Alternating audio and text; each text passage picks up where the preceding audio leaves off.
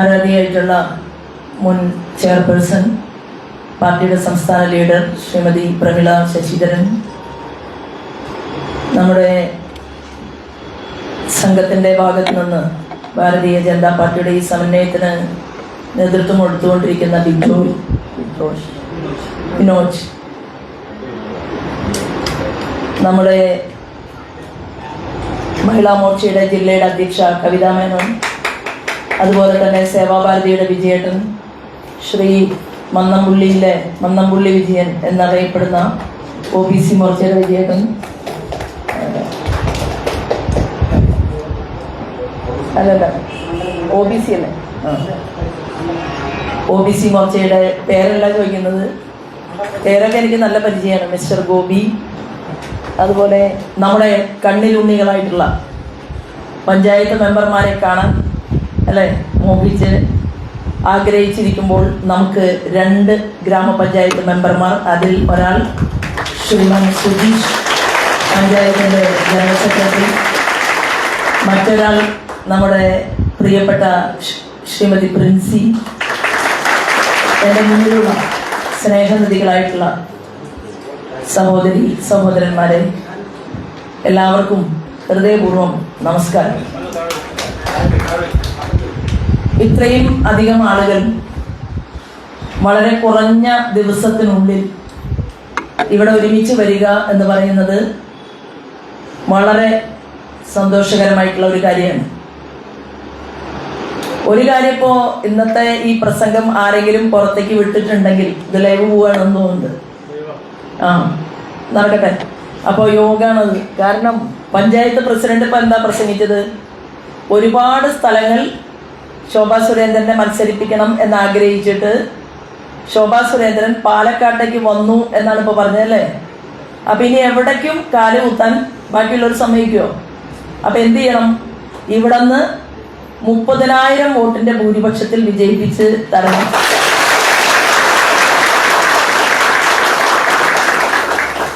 എല്ലാ ജില്ലകളിലും പേര് വന്നിരുന്നു. പക്ഷേ നിങ്ങൾക്ക് ശരിക്കും സന്തോഷിക്കാം. കാരണം ഞാനല്ല ആവശ്യപ്പെട്ടത്, അത് എല്ലാവരും അങ്ങനെ വിചാരിച്ചിരിക്കുകയാണ്. പാലക്കാട് എന്ന് പറയുന്ന ഒരു നിയോജക മണ്ഡലമുണ്ടെന്നും ആ നിയോജക മണ്ഡലത്തിലെ 2ാം സ്ഥാനത്ത് 2 പേര് വന്നു. അതിലൊരാള് ശോഭയാണ് എന്ന് കണ്ടുപിടിച്ചത് നമ്മുടെ പ്രിയപ്പെട്ട ഹോം മിനിസ്റ്റർ അമിത്ഷാജിയാണ്. അപ്പം അമിത്ഷാജി പറഞ്ഞു, പെട്ടിയും കിടക്കൊക്കെ പാക്ക് ചെയ്തോളൂ. സുരേന്ദ്രനെ എന്നെയും വിളിച്ചു മുറിയിലേക്ക്. ഞങ്ങൾ 2ആളും പോയി. ആദ്യം സുരേന്ദ്രനെ അകത്തിരുത്തി. തിരിച്ചു വന്നപ്പോൾ ആളോട് ഞാൻ ചോദിച്ചു, എന്താ പറഞ്ഞത്? അപ്പോൾ ആള് പറഞ്ഞു, തിരുവനന്തപുരത്തുനിന്ന് സ്ഥലം വിട്ടോളാൻ പറഞ്ഞു. എവിടേക്ക്? വെറും 89 വോട്ടിന് പരാജയപ്പെട്ട മഞ്ചേശ്വരത്തേക്ക്. അപ്പോൾ ആള് പറഞ്ഞാൽ പിന്നെ അതിന് മറുവാക്കില്ല. കാരണം രാഷ്ട്രീയത്തിലെ ചാണക്യനാണ്. അതുപോലെ അടുത്ത ഊഴം എനിക്കായിരുന്നു. അപ്പം എന്നെ വിളിച്ചു. അപ്പോൾ അതിനു മുൻപ് ഞാനൊരു കലണ്ടർ പ്രിന്റ് ചെയ്തിട്ടുണ്ടായിരുന്നു. ഒരു കലണ്ടർ എന്ന് പറഞ്ഞാൽ എല്ലാ മാസങ്ങളും എഴുതിയിട്ടുള്ള ഒരു കലണ്ടർ. അപ്പോൾ അത് അമിത്ഷാജിയെ കൊണ്ട് ഉദ്ഘാടനം ചെയ്യിക്കാം എന്ന് വിചാരിച്ച ഒരു കലണ്ടർ ഞാൻ കോർ കമ്മിറ്റി മീറ്റിംഗ് നടക്കുമ്പോൾ അടുത്തു കൊണ്ടുപോയി കാണിച്ചു. അപ്പോൾ പറഞ്ഞു, ഇതിനിപ്പോൾ സമയം വരും എന്ന് പറഞ്ഞു ഈ കലണ്ടറിന്. അപ്പോൾ സംസ്ഥാന പ്രസിഡന്റിന്റെ മുറിയിൽ ഇരുന്നോളാൻ പറഞ്ഞു, ഒറ്റയ്ക്ക്. അത് കഴിഞ്ഞ് അപ്പോൾ 2ാമത് എന്നെ വിളിച്ചപ്പോൾ പറഞ്ഞു, ഈ കലണ്ടർ പാലക്കാട് ആവശ്യം വരും എന്ന് പറഞ്ഞു. അപ്പം എനിക്ക് കാര്യം മനസ്സിലായി. ഇപ്പോൾ കലണ്ടറൊക്കെ പെട്ടിയിൽ കൊണ്ടുവന്നുണ്ട്. അപ്പോൾ കലണ്ടറിൽ ഞാനും അമിത്ഷാജിയും ഞാനും മോദിജിയും അങ്ങനെയുള്ള ആളുകളൊക്കെ നിൽക്കുന്ന ഒരു ഫോട്ടോ ആണ് ആ കലണ്ടറിൽ നമ്മൾ പ്രിന്റ് ചെയ്തിട്ടുള്ളത്. എനിക്ക് ഇവിടെ ഇരിക്കുന്നവരോട് പറയാൻ ആഗ്രഹിക്കുന്നത്, എത്ര കാലമായില്ലേ നമ്മളൊക്കെ പ്രവർത്തിക്കാൻ തുടങ്ങിയിട്ട്? എന്നേക്കാൾ മുതിർന്ന ആളുകൾ ഈ ഹാളിൽ ഇരിക്കുന്നുണ്ട്. 20 കൊല്ലവും 30 കൊല്ലവും 40 കൊല്ലവും ഒക്കെ. ഞങ്ങൾക്ക് എത്ര വോട്ട് കിട്ടുന്നു എന്നുള്ളത് ഞങ്ങളുടെ പ്രശ്നമല്ല. പക്ഷെ ഞങ്ങളുടെ ഹൃദയം എന്ന് പറയുന്നത് BJP ആണ്, RSS ആണ്. ഞങ്ങൾ പണ്ട് ജനസംഘമായിരുന്നു, ഇപ്പോൾ ഞങ്ങൾ ഭാരതീയ ജനതാ പാർട്ടിയാണ് എന്ന് പറഞ്ഞ് നേതാവ് ആരായാലും പ്രശ്നമല്ല, അല്ലേ? കൊടി പിടിക്കുന്ന ആളുടെ മുഖം പ്രശ്നമില്ല. ഏത് പഞ്ചായത്ത് പ്രസിഡന്റ്, മണ്ഡലം പ്രസിഡന്റ്, സ്റ്റേറ്റ് പ്രസിഡന്റ് മാറി മാറി വന്നാലും കരുത്തരായിട്ടുള്ള പൂർവികരായിട്ടുള്ള നമ്മുടെ ആളുകളും അവരെ സ്നേഹിച്ച നമ്മുടെ ഓരോരുത്തരുടെയും മുന്നിൽ, നിങ്ങളുടെ ഓരോരുത്തരുടെയും മുന്നിലുള്ളത് സ്ഥാനാർത്ഥിയല്ല, ചിഹ്നമാണ്, താമരയാണ്. അപ്പൊ ആ താമരയെ ഇത്ര കണ്ട് സ്നേഹിച്ചുകൊണ്ട് താമര ഒന്ന് ജയിച്ചു കാണണം അല്ലെ, നമുക്ക് MLA-മാരുണ്ടാകണം എന്ന് ആഗ്രഹിച്ചുകൊണ്ട് നമ്മൾ നടക്കുന്ന സമയത്താണ് നമുക്ക് കേരളത്തിലെ ജനങ്ങൾ കാണിച്ചു തന്നു, കേരളത്തിൽ താമരയിൽ വോട്ട് ചെയ്യാൻ ജനം തയ്യാറാണ് എന്നതിൻ്റെ ആദ്യത്തെ സൂചന നമുക്ക് കിട്ടിയത് എവിടെയാണ്? തൃശ്ശൂർ ജില്ലയിൽ 75,000 വോട്ടിന് നമ്മുടെ പ്രിയപ്പെട്ട ശ്രീമാൻ സുരേഷ് ഗോപി അവിടെ നിന്ന് പാർലമെന്റിലേക്ക് ജയിച്ചു.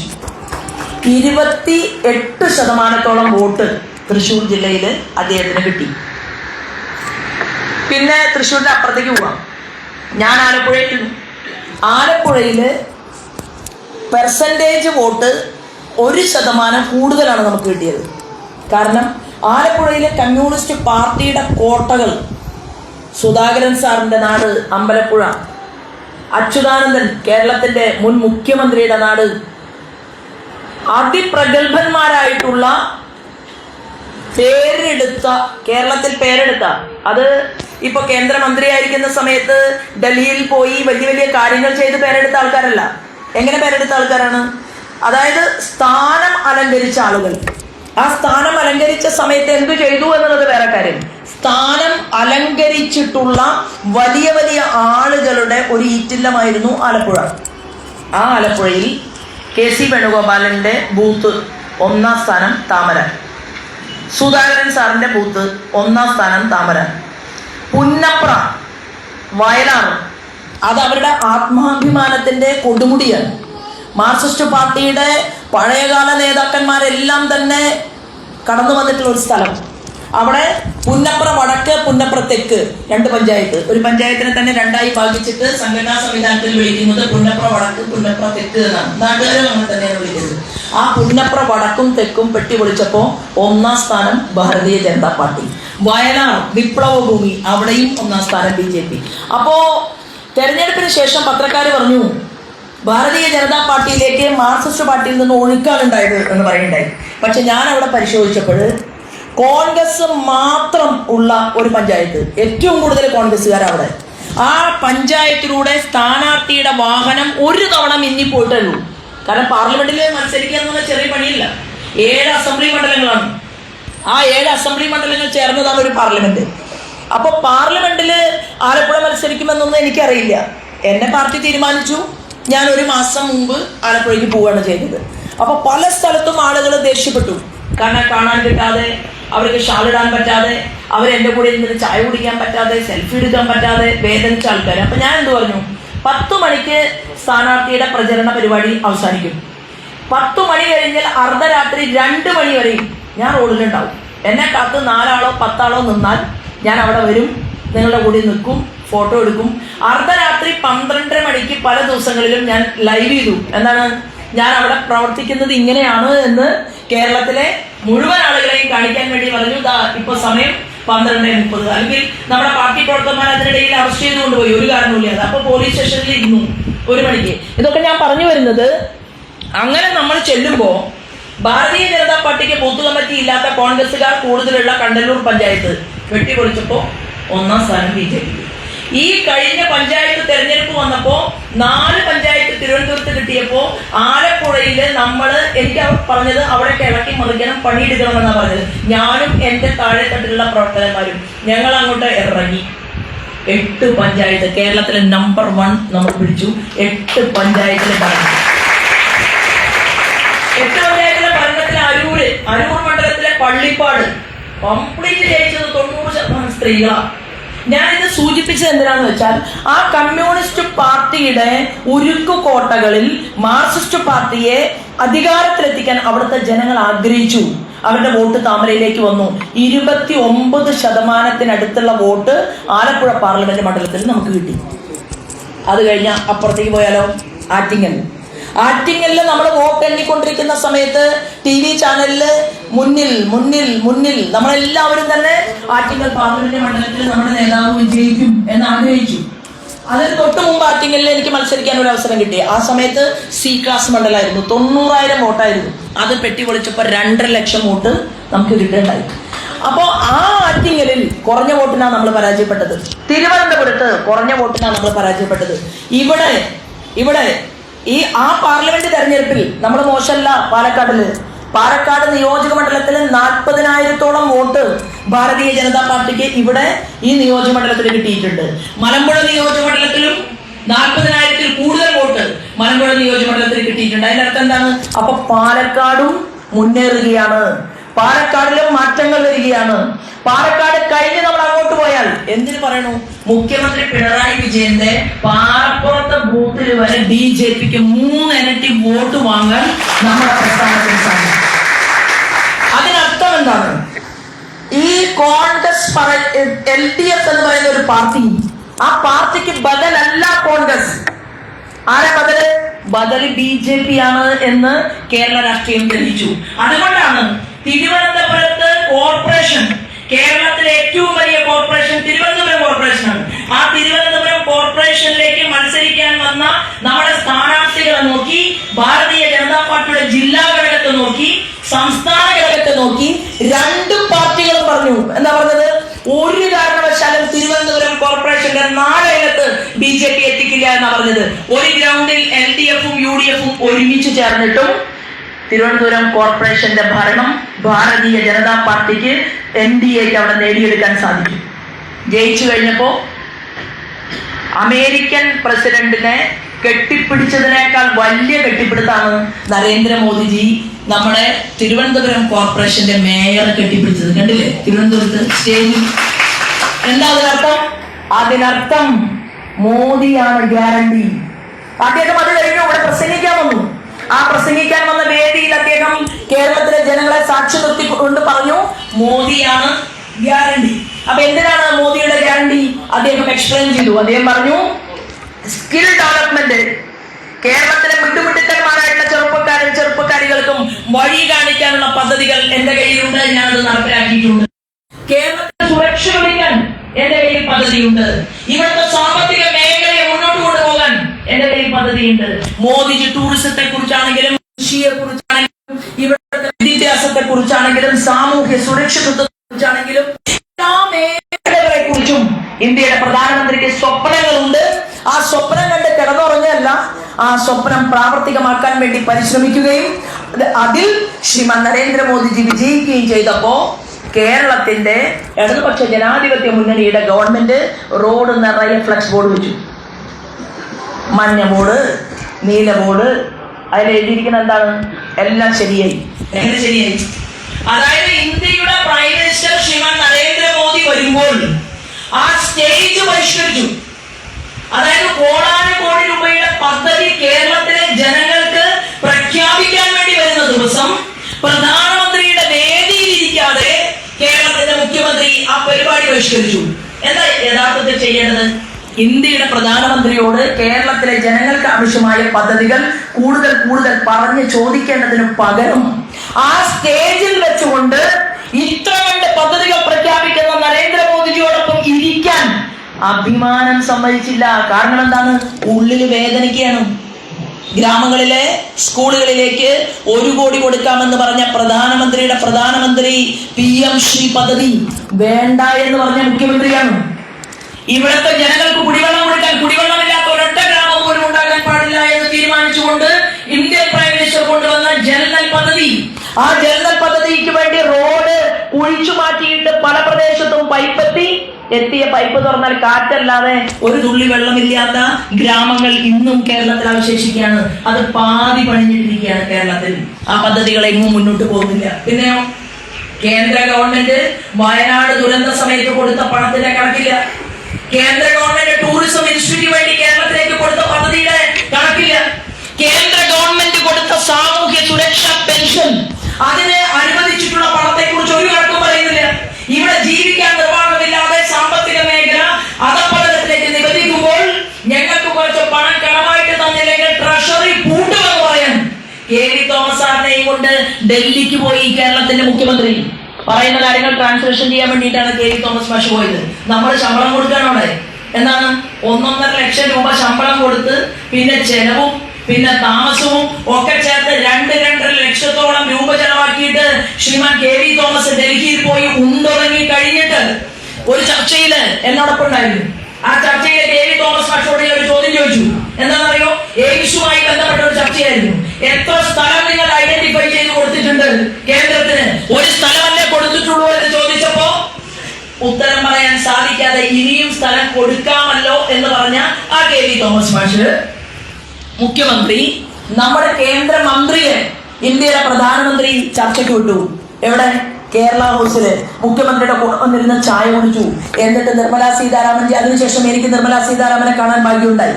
അപ്പൊ നിർമ്മലാജി പറഞ്ഞു അത്രേ, എന്താണ്, കേരളത്തിലാണ് ഏറ്റവും കൂടുതൽ കഴിവും പ്രാപ്തിയുമുള്ള ചെറുപ്പക്കാർ. പക്ഷേ നിങ്ങളുടെ നാട്ടിൽ ഒരു വികസനം ഇല്ലാത്തത് കൊണ്ട്, വ്യവസായം വരാത്തത് കൊണ്ട്, വിദ്യാഭ്യാസ മേഖല ഉയരാത്തത് കൊണ്ട്, ജോലിക്കുള്ള സാധ്യതകൾ ഒരുക്കാത്തത് കൊണ്ട് കേരളത്തിൽ നിന്നുള്ള ചെറുപ്പക്കാരികളും നാട് വിട്ടു പോകുമ്പോൾ വീടിനകത്ത് വയസ്സായ ആളുകൾ മാത്രമായിട്ട് മാറുന്ന ഒരു ഹബ്ബായിട്ട് കേരളം മാറുകയാണ്.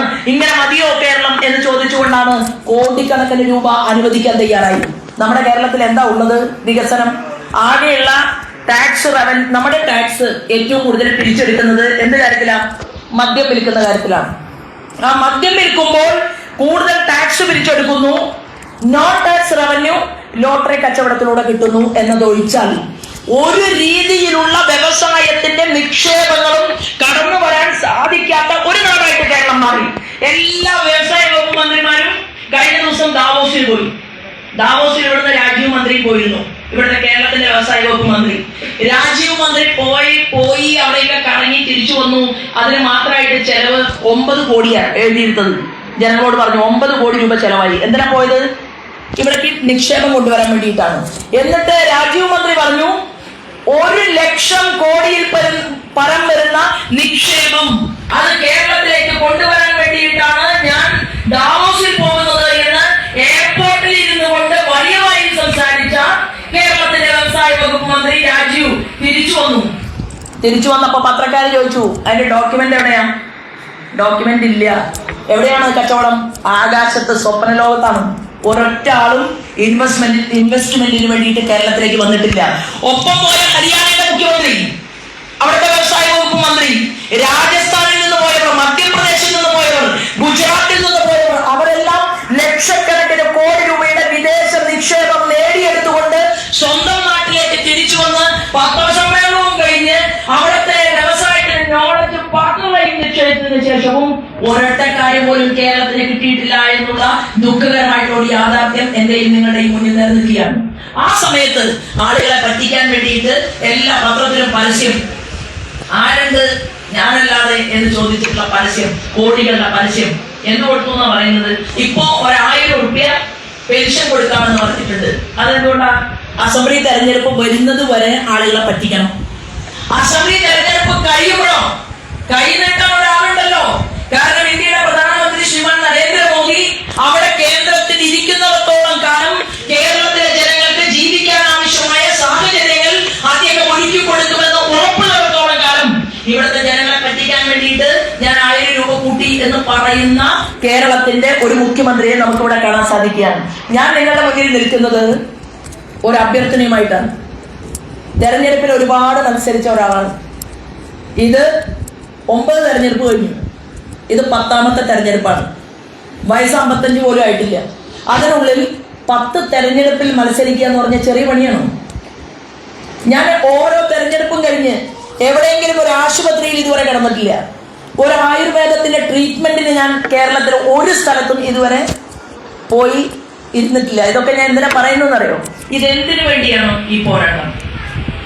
ഈ പോരാട്ടം ഞാൻ ഉൾപ്പെടെ എന്റെ സഹപ്രവർത്തകന്മാർ കേരളത്തിൽ നടത്തുന്നത് നമ്മുടെ പൂർവ്വസൂരികൾ, 300-ലധികം വരുന്ന ബലിദാനികൾ ഈ കേരളത്തിന്റെ മണ്ണിൽ പിളഞ്ഞു വീണ് മരിച്ചത് എന്തിനു വേണ്ടിയിട്ടാണ്?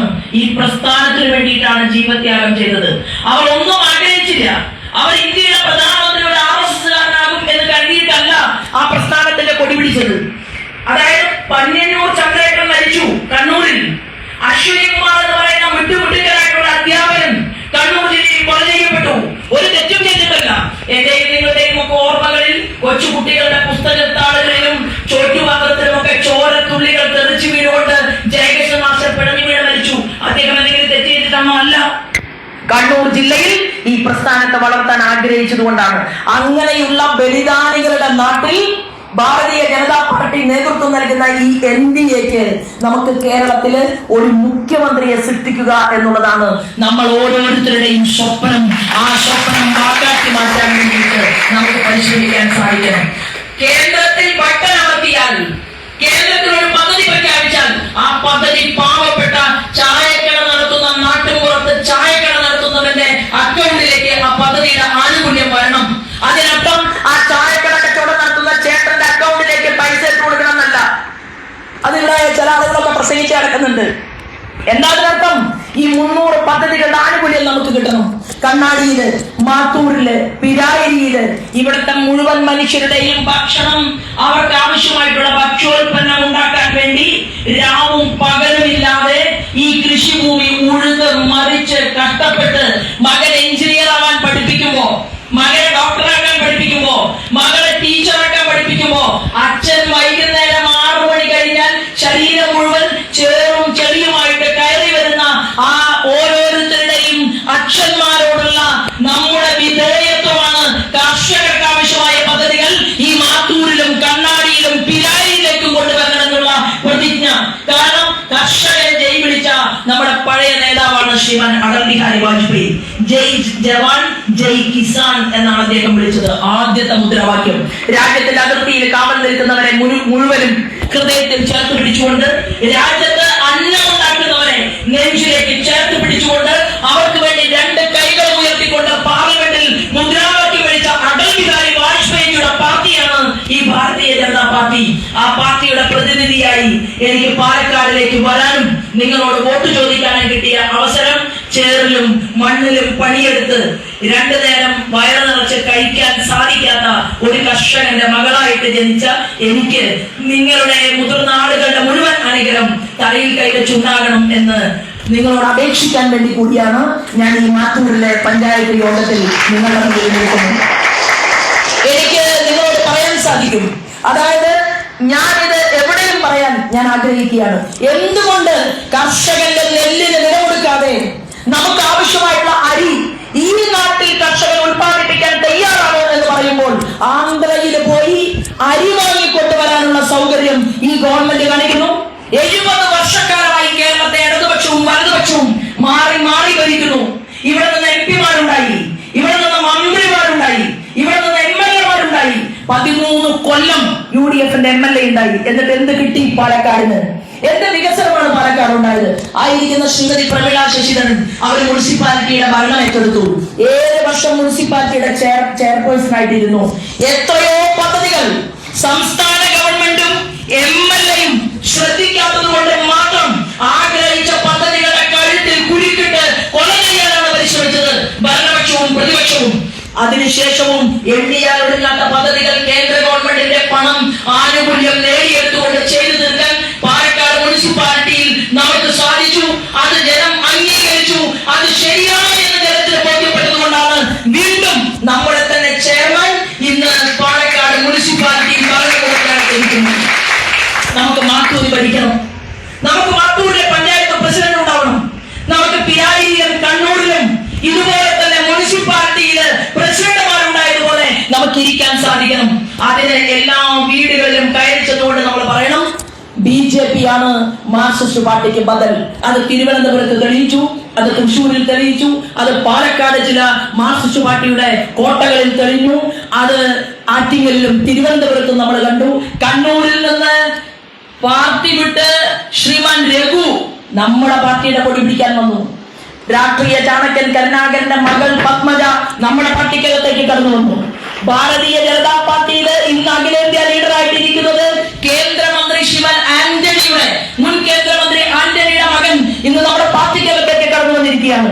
ഞാൻ നാട്ടികയിൽ പോയി ഒരു വ്യക്തിയുടെ, അതായത് നിയോജക മണ്ഡലത്തിന്റെ തെരഞ്ഞെടുപ്പ് കൺവെൻഷൻ ഉദ്ഘാടനം ചെയ്തിട്ടാണ് എന്റെ തെരഞ്ഞെടുപ്പ് പ്രവർത്തനത്തിന്റെ ഭാഗമായിട്ട് ഞാൻ നിങ്ങളുടെ മുന്നിൽ നിൽക്കുന്നത്. അവിടെ നാട്ടികയിൽ പോയി ആ തെരഞ്ഞെടുപ്പ് കമ്മിറ്റി ഉദ്ഘാടനം ചെയ്യാൻ കാരണം നാട്ടിക ഒരു SC മണ്ഡലമാണ്. ഏറ്റവും കൂടുതൽ പാർശ്വവൽക്കരിക്കപ്പെട്ടവർ, വേദന അനുഭവിക്കുന്നവർ, അവരുടെ മണ്ണിൽ ആദ്യത്തെ ഉദ്ഘാടനത്തിന് വിളക്ക് കൊളുത്തിയതിനു ശേഷം പാലക്കാട്ടേക്ക് വരാമെന്നും അവരുടെ പ്രാർത്ഥന കൂടി നമുക്ക് സ്വീകരിക്കാം എന്നും കരുതിയിട്ട് അവിടെ പ്രസംഗം നടത്താൻ വേണ്ടി ഞാൻ പോയി. ആ പോയ സമയത്ത് എനിക്ക് നേരത്തെ മനസ്സിലായി, മാർക്സിസ്റ്റ് പാർട്ടിയുടെ സിറ്റിംഗ് MLA ശ്രീമാൻ മുകുന്ദൻ ഇന്ന് നമ്മുടെ കുങ്കുമഹരിത പതാക പിടിച്ചുകൊണ്ടിരിക്കുകയാണ് എന്നുള്ള യാഥാർത്ഥ്യം എന്റെയും നിങ്ങളുടെയും മുന്നിൽ കേരളത്തിൽ നിലനിൽക്കുകയാണ്. എന്തുകൊണ്ട് മിസ്റ്റർ മുകുന്ദൻ കോൺഗ്രസ് ആയില്ല എന്നുള്ളതാണ് ചോദ്യം. എന്തുകൊണ്ട് രാജേന്ദ്രൻ, ശ്രീമാൻ രാജേന്ദ്രൻ ദേവികുളം MLA എന്തുകൊണ്ട് BJPയിൽ ചേർന്നു എന്നതാണ് ചോദ്യം. എന്തുകൊണ്ട് ശ്രീമാൻ അജിത്ത് ഭാരതീയ ജനതാ പാർട്ടിയിൽ ചേർന്നു എന്നതാണ് ചോദ്യം. എന്തുകൊണ്ട് പത്തനാപുരത്തും അതുപോലെ തന്നെ കൊട്ടാരക്കരയിലും ലക്ഷ്മിയെ പോലെയുള്ള ആളുകൾ നമ്മുടെ പാർട്ടിക്കകത്തേക്ക് വരുന്നു എന്നതാണ് ചോദ്യം. എന്താ അതിന്റെ ഉത്തരം? അതിന്റെ ഉത്തരം ശ്രീമാൻ നരേന്ദ്രമോദിയുടെ ഗ്യാരണ്ടിയിൽ ഇവിടത്തെ തൊഴിലാളി വർഗത്തിന്റെ തലപ്പത്തിരിക്കുന്ന മാർക്സിസ്റ്റ് പാർട്ടിയിലെ വലിയ നേതാക്കന്മാരും ചെറിയ നേതാക്കന്മാരും താല്പര്യപ്പെടുന്നു എന്നുള്ളതാണ്. അതുകൊണ്ട് ഞാൻ നിങ്ങളോട് പറയുന്നത്, നിങ്ങളോട് അപേക്ഷിക്കുന്നത്, ഇത് തെരഞ്ഞെടുപ്പ് സമയമാണ്. എന്ത് ചെയ്യണം? എല്ലാ വീടുകളിലേക്കും പോകണം. ബിജീഷ് വൈകാൻ കാരണം ശ്രീമാൻ ബിജീഷിന് പാലക്കാട് ടൗണിൽ എന്റെ ഒരു റാലി ഉണ്ടായിരുന്നു. ആ റാലിയുടെ ഒരു ഭാഗത്തെ നോക്കാൻ വേണ്ടിയിട്ട് ബിജീഷിനെ ഏൽപ്പിച്ചതായിരുന്നു. അവിടെ പോയി ആ തിരക്കൊക്കെ കഴിഞ്ഞിട്ട് വാഹനമെല്ലാം പിരിച്ചുവിട്ടിട്ട് ബിജീഷ് തിരിച്ചു വന്നതുകൊണ്ടാണ് ബിജീഷ് ഈ വേദിയിൽ വരാൻ വേണ്ടിയിട്ട് താമസിച്ചത്. ഞാൻ പറഞ്ഞു വന്നത്, ഈ തെരഞ്ഞെടുപ്പ് സമയത്ത് ഓരോരുത്തരും രണ്ട് പേര് ചേർന്ന് വീടുകളിൽ പോയി എല്ലാ വീടുകളിലും അഭ്യർത്ഥന കൊടുക്കണം. എല്ലാ വീടുകളിലും നമ്മുടെ നോട്ടീസ് കൊടുക്കണം. റോഡിൽ നമ്മൾ ഇന്ന് മുതൽ നമുക്ക് പോസ്റ്ററുകളും കാര്യങ്ങളും എല്ലാം കിട്ടും. അതെല്ലാം തന്നെ പ്രവർത്തനത്തിന് നേതൃത്വം കൊടുക്കണം എന്നൊക്കെ പറയാൻ വേണ്ടിയിട്ടാണ് ഞാനിപ്പോ നിങ്ങളുടെ അരികിലേക്ക് വന്നിട്ടുള്ളത്. എനിക്ക് ഉറപ്പുണ്ട്, പാലക്കാട് നിന്ന് വിജയിച്ച് ഒരു താമരയും പിടിച്ചുകൊണ്ട് ശ്രീമാൻ നരേന്ദ്രമോദിയുടെ പ്രവർത്തനങ്ങൾക്ക് മുൻപിൽ ആ താമരപ്പൂവും പിടിച്ച് നമുക്ക് അനന്തപുരിയുടെ വാതിലുകൾ തുറക്കാൻ എന്റെ ഈ ഇരിക്കുന്ന സഹപ്രവർത്തകന്മാർക്ക്, എന്റെ മുതിർന്ന ആളുകൾക്ക് കഠിന പ്രയത്നം ചെയ്താൽ പാലക്കാട് നമുക്ക്, ഞാൻ നേരത്തെ പറഞ്ഞ ഭൂരിപക്ഷം വാങ്ങി വിജയിക്കാൻ സാധിക്കും. അതിനെ കരുത്തോട് കൂടിയിട്ട് എന്നോടൊപ്പം നിൽക്കണം എന്ന് അഭ്യർത്ഥിച്ചുകൊണ്ടാണ് ഞാൻ നിങ്ങളുടെ ഇടയിൽ ഇരിക്കുന്നത്, ഇന്ന് നിങ്ങളുമായിട്ട് ഞാൻ സംസാരിക്കുന്നത്. അതിനുള്ള പ്രവർത്തനത്തിന് നമുക്ക് നേതൃത്വം കൊടുക്കണം. തയ്യാറല്ലേ? നമ്മൾ അതിനാവശ്യമായിട്ടുള്ള പദ്ധതികൾ ആവിഷ്കരിക്കണം എന്ന് പറയാനായിട്ടാണ് ഇവിടെ നിൽക്കുന്നത്. ഇനി ജയിച്ചു കഴിഞ്ഞാൽ നമ്മൾ ശോഭയായിരിക്കില്ല പാലക്കാട് നിയോജക മണ്ഡലം ഭരിക്കുന്നത്. ഒരു MLA ആകുന്നത് നാട്ടുകാരെ ഭരിക്കാൻ വേണ്ടിയിട്ടല്ല. ഒരു MLA എന്ന് പറയുന്നത് ആർക്കും എപ്പോഴും MLAയുടെ ഓഫീസിൽ വന്ന് സംസ്ഥാന ഘടകവുമായിട്ട്, അതായത് കേരളത്തിന്റെ സെക്രട്ടേറിയറ്റുമായിട്ട് ആവശ്യമുള്ള മുഴുവൻ കാര്യങ്ങളും പറയാനുള്ള ഒരു താവളമാണ്, ഒരു ആശ്രയ കേന്ദ്രമാണ് MLAയുടെ ഓഫീസ് എന്ന് പറയുന്നത്. നിങ്ങളുടെ ജോലിക്കാരിയായിട്ടായിരിക്കും ശോഭാ സുരേന്ദ്രൻ എന്ന് പറയുന്ന സ്ത്രീ ഈ പാലക്കാട് നിയോജക മണ്ഡലത്തിൽ ഈ ജീവിതത്തിലെ ഒട്ടനവധി മണിക്കൂറുകൾ, അതായത് ഒരു ദിവസത്തിൽ ആവശ്യമായിട്ടുള്ള സമയത്തെ മാറ്റിവെച്ചു കഴിഞ്ഞാൽ ബാക്കി സമയം മുഴുവൻ ഈ പ്രവർത്തനം ഏറ്റെടുത്തുകൊണ്ട് നിങ്ങളിൽ ഒരാളായിട്ടുണ്ടാകും. ആ വീടിന്റെ വാതിലുകൾ ഇവിടുത്തെ മുഴുവൻ മനുഷ്യർക്കും വേണ്ടി തുറന്നിടും. ആ MLA ഓഫീസ് എന്ന് പറയുന്നത് ഗോവയിലെ നമ്മുടെ കേന്ദ്രമന്ത്രി ശ്രീപാദ് നായിക്കിന്റെ അടയ്ക്കാത്ത ഓഫീസ് പോലെ ആയിരിക്കും എന്ന് കൂടി പറയാൻ ഞാൻ ആഗ്രഹിക്കുന്നു. അതിനുള്ള തയ്യാറെടുപ്പുകൾ നടത്താൻ ഓരോരുത്തർക്കും സാധിക്കട്ടെ എന്ന് മാത്രം പറഞ്ഞുകൊണ്ട് അതിന് മറ്റു കാര്യങ്ങളെല്ലാം തന്നെ ഇവിടെ ചിട്ടയോട് കൂടിയിട്ട് നടപ്പിലാക്കാൻ വേണ്ടിയിട്ട് എല്ലാവർക്കും സാധിക്കട്ടെ എന്ന് മാത്രം ആഗ്രഹിച്ചുകൊണ്ട് ഒരുപാട് ആളുകൾ ഇവിടെ പുതിയ ആളുകൾ കടന്നു വന്നിട്ടുണ്ട്. അപ്പോൾ എല്ലാ ബൂത്തിലും ഇപ്പൊ ഇവിടെ ഇരിക്കുന്ന വയസ്സായിട്ടുള്ള ആളുകൾ വിചാരിക്കും, എന്താണ് ആ ചെറുപ്പക്കാരൊക്കെ പണിയെടുത്തോട്ടെ, ചെറുപ്പക്കാരെ പ്രവർത്തിച്ചോട്ടെ, ഞങ്ങൾ എന്തായാലും ഇത്രയൊക്കെ വയസ്സായല്ലോ എന്ന് വിചാരിച്ച ആരും ഇരിക്കേണ്ട.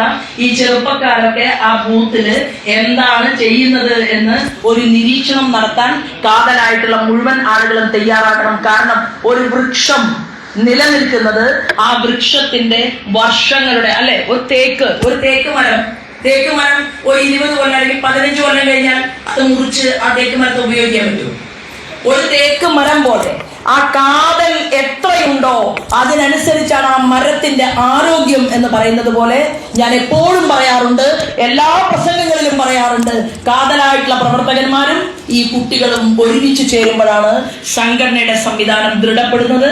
അത് ഇവരെയൊക്കെ ഉപദേശിക്കാൻ വേണ്ടി വന്നാൽ ഇങ്ങനെ മതിയോ എന്ന് ചോദിക്കാൻ ആവശ്യമായിട്ടുള്ള അനുഗ്രഹങ്ങളും അതുപോലെ തന്നെ ഉപദേശങ്ങളും കൊടുക്കാൻ ഒക്കെ എല്ലാവരും സജ്ജരാകണം എന്ന് അഭ്യർത്ഥിക്കുന്നതോടൊപ്പം ഇവിടെ എത്തിച്ചേർന്നിട്ടുള്ള അമ്മമാരോട് വളരെ വളരെ സന്തോഷം രേഖപ്പെടുത്തുകയാണ്. കാരണം അമ്മമാരുടെ മാതൃശക്തി എന്ന് പറയുന്നത്, മാതൃശക്തി കൊണ്ടാണ് ഇത്രയും പുരുഷന്മാരായിട്ടുള്ള ആളുകൾ നാട്ടിൽ നടന്ന് ബൂത്ത് പ്രസിഡന്റായിട്ടും ബൂത്ത് ജനറൽ സെക്രട്ടറി ആയിട്ടും പഞ്ചായത്ത് പ്രസിഡന്റായിട്ടും ഒക്കെ പ്രവർത്തിക്കുന്നത്. ഇവർ ചെയ്യുന്ന പണികൾക്ക്, ജോലിക്ക് വീടിനകത്തിരിക്കുന്ന ആളുകൾ കൃത്യമായിട്ടുള്ള പിന്തുണ കൊടുക്കുന്നത് കൊണ്ടാണ്, അല്ലെ? അവർക്ക് ഫ്ലെക്സ് ബോർഡിന്റെ അകമ്പടിയില്ല, അവർക്ക് നോട്ടീസിൽ പേരില്ല, അവർക്ക് അവരുടെ പേരാർക്കും അറിയില്ല. എന്നാൽ അവരുടെ ഭർത്താക്കന്മാരൊക്കെ അറിയപ്പെടുന്ന ആളുകളായിട്ട് നാട്ടിൽ നടക്കുകയാണ്. അപ്പൊ മാതൃശക്തിയുടെ കരുത്തിലാണ് നമ്മുടെ പ്രസ്ഥാനത്തിന്റെ പ്രവൃത്തി മുന്നോട്ട് പോകുന്നത്. അതുകൊണ്ട് ഒരമ്മ എന്നുള്ള രീതിയിൽ തീർച്ചയായിട്ടും ഒരമ്മ എങ്ങനെയാണ് ഒരു കുഞ്ഞിനെ സംരക്ഷിക്കേണ്ടത്, അതുപോലെ ഈ നിയോജക മണ്ഡലത്തെ സംരക്ഷിക്കാൻ നിങ്ങളുടെ മുന്നിൽ ഒരു പ്രതിജ്ഞ ചെയ്തുകൊണ്ട്, അടുത്ത പ്രതിജ്ഞ റോഡിലാണ് MLA ആയതിനു ശേഷം എന്നുകൂടി സൂചിപ്പിച്ചുകൊണ്ട്, അത് കഴിഞ്ഞാൽ സെക്രട്ടേറിയറ്റിന് മുന്നിലായിരിക്കും, അകത്തായിരിക്കും എന്ന് പറഞ്ഞുകൊണ്ട് ഞാൻ എന്റെ വാക്കുകൾ നിർത്തുന്നു. വന്ദേ മാതരം.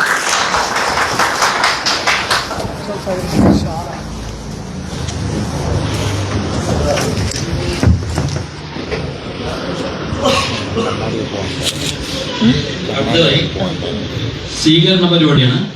കോൺഗ്രസിൽ നിന്നും അതുപോലെ CPM നിന്നും വിട്ടുവന്ന ആൾക്കാരെ, BJPയിലേക്ക് വന്നിട്ടുള്ള ആൾക്കാരെ സ്വീകരിക്കുന്ന പരിപാടിയാണ്.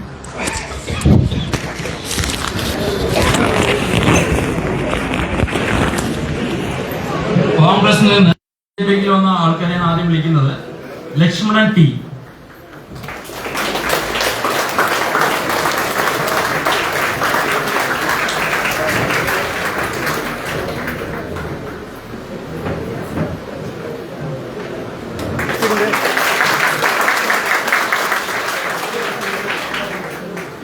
ലക്ഷ്മണൻ തച്ചങ്കാട് സ്വദേശിയാണ്. അടുത്തത് രാജാമണി.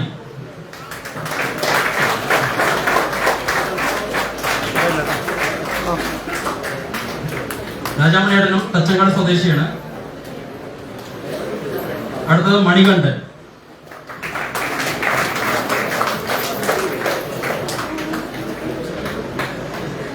മണികണ്ഠനും തച്ചങ്കാട് തന്നെയാണ്. അടുത്തത് ലക്ഷ്മണൻ C.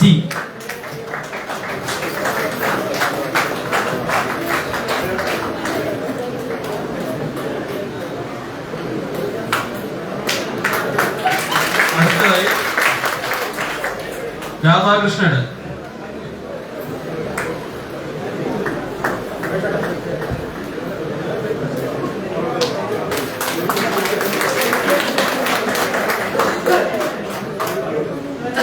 അടുത്തത് സജീഷ്.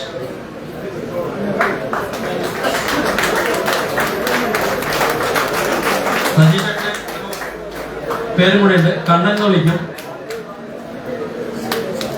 അടുത്തത് രഞ്ജിത്ത്.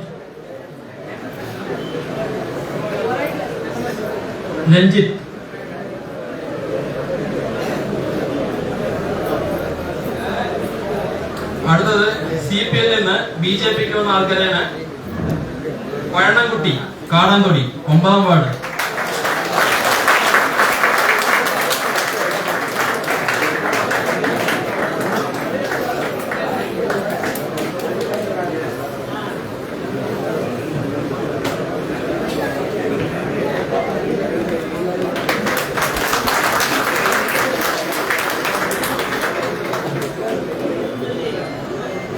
അടുത്തത് രാജേഷ്.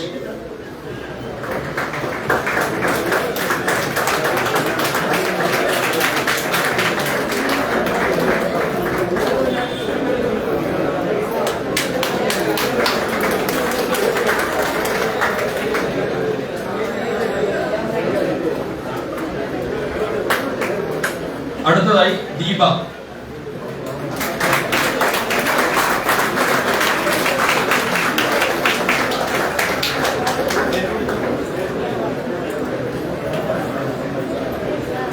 അടുത്തത് ജനാർദ്ദനൻ.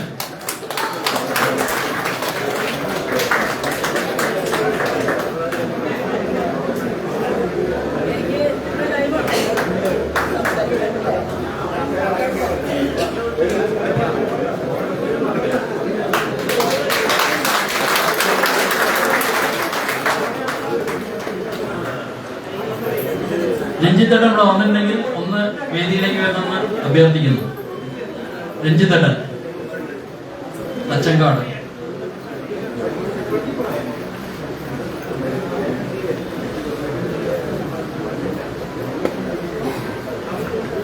സാങ്കേതിക കാരണങ്ങൾ കൊണ്ട് രഞ്ജിത്തേട്ടനോട് എത്താൻ കഴിയില്ല വന്നു.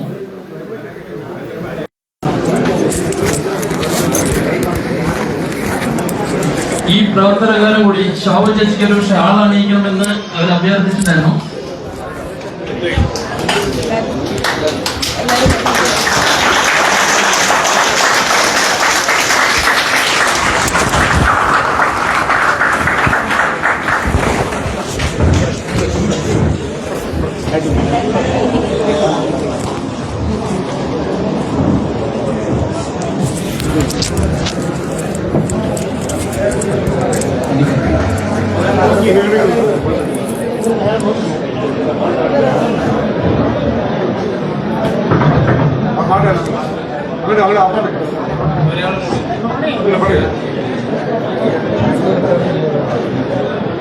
ആയോ എല്ലാവരും ഓക്കെ.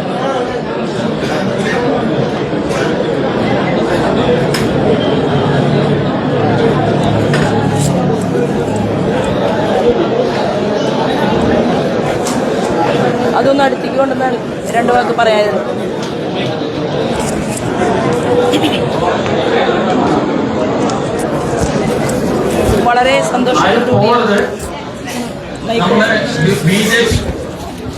വളരെ സന്തോഷത്തോടു കൂടിയാണ് മാത്തൂർ പഞ്ചായത്തിലെ ഈ പരിപാടിയിൽ മാർക്സിസ്റ്റ് പാർട്ടിയിൽ നിന്നും കോൺഗ്രസിൽ നിന്നും ഇത്ര കുറഞ്ഞ സമയത്തിനുള്ളിൽ ഇത്രയും കുടുംബങ്ങൾ, ഇവർ ഓരോരുത്തരേ ഉള്ളൂ, പക്ഷെ ഇവരുടെ എല്ലാം കുടുംബാംഗങ്ങൾ, സുഹൃത്തുക്കൾ എല്ലാവരും ഭാരതീയ ജനതാ പാർട്ടിയുടെ NDAയുടെ സ്ഥാനാർത്ഥിക്ക് പിന്തുണ പ്രഖ്യാപിച്ചുകൊണ്ട് ഞാൻ മാത്തൂര് സന്ദർശിക്കുന്ന ദിവസം തന്നെ BJPയുടെ ഷാളുകൾ കഴുത്തിലണിയാൻ തീരുമാനിക്കുകയും നമ്മുടെ പ്രസ്ഥാനത്തിന്റെ ഐഡിയോളജിയിൽ വിശ്വസിച്ചുകൊണ്ട് പ്രവർത്തിക്കാൻ തയ്യാറാണ് എന്ന് പറയുകയും ചെയ്തതിൽ അവരെ ഹൃദയപൂർവ്വം ഞാൻ ഒരിക്കൽ കൂടി സ്വാഗതം ചെയ്യുകയാണ്. വളരെ വളരെ സന്തോഷം.